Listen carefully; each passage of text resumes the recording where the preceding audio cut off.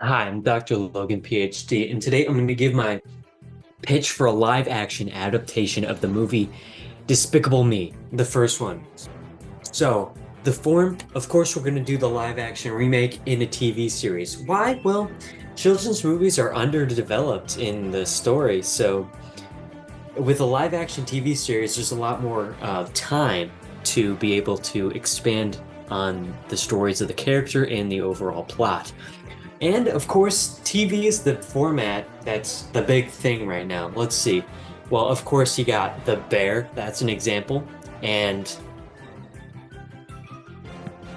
why? Well, remakes are in right now. We got the Lion King remake, we got the Cinderella remake. Cinderella? Beavis and Butthead remake. We got there's more. But of course, we're gonna make $1 billion on this, okay? We're gonna make an amount of money that you've never even heard of in your life. All right.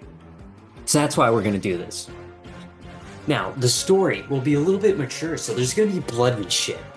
The way the comedy is written is, of course, important to the franchise, but I do feel like there could be more drama. Like the first movie, with the part that Dr. Nefario gave the kids back to the orphanages, that was like freaking crazy, all right? If there was more of that in the future movies and the rest of the franchise, that I feel like that could be more powerful. So of course we could just do more of that in the TV series. And of course with the TV series, episodes could be shown in like a certain character's point of view. Of course, with my example, the Dr. Nefario Vietnam arc.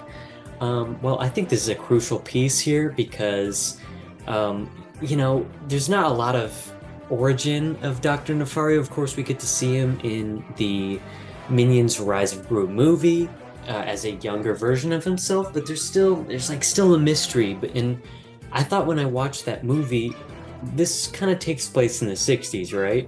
Of course, Dr. Nefario would be drafted into Vietnam. It just makes sense. I don't see why he wouldn't be. So that we could expand upon that in the show. Cast. This is the most important question. All right, who are we gonna pick for Gru? Fucking no-brainer here.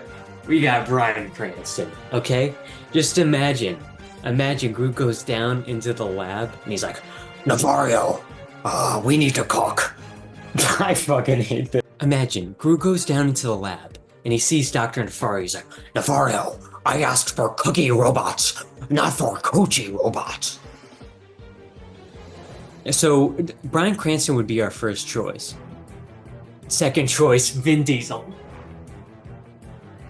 This is just in case Bryan Cranston has like a conflict in his scheduling, or that he just doesn't agree with the script and wants to go in a different creative direction. Then we would pull in Vin Diesel.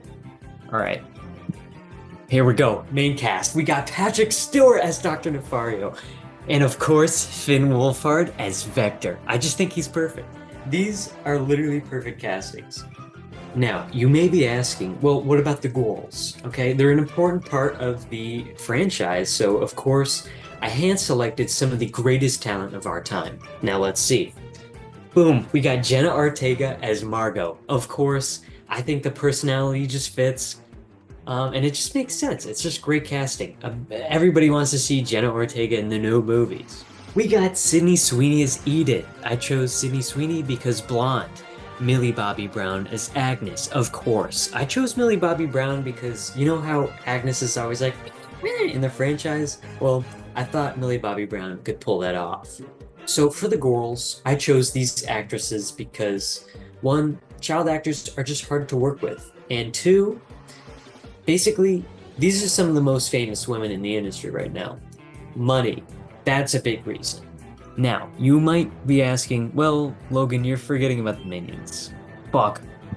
But what about the Minions? Now, this is the most important casting in the movie. If we get this right, this movie is going to be a certified 100% rating all across the board. Timothée Chalamet. Could you think of a better casting than Timothée Chalamet? He'd just be like, banana. And then, yeah. Now, where could we watch this? Well, obviously, the three big streaming services. We'd pitch this to Max, we'd pitch this to Tubi, and we'd pitch this to BitView, of course. Reasons? Well, funding. It would be easy to pay the cast, VFX, locations, and all the other costs with a big budget that these studios can provide. They all have a large user base and good advertising that would help us shoot this series into the stars. Anyways, if you wouldn't watch this, you're a dumb piece of shit. Bye.